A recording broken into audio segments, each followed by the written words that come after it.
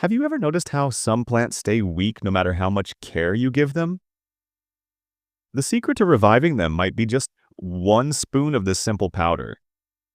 Sprinkle it directly on the soil and the results will surprise you. And if you want faster results, dissolve a spoon in 1 liter of water and pour it at the roots. That secret is cinnamon. This natural powder is more than just a spice. It works like a gentle shield for plants.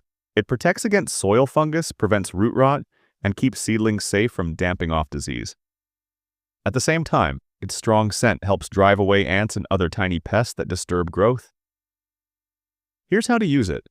Take 1 spoon and sprinkle lightly over the topsoil. This thin layer acts as a barrier, keeping your plant's base healthy.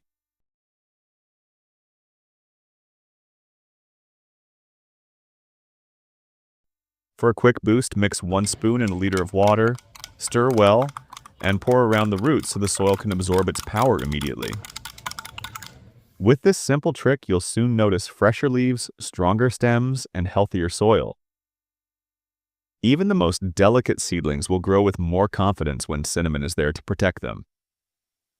So try it today. Just 1 spoon is enough to bring your plants new life and lasting strength.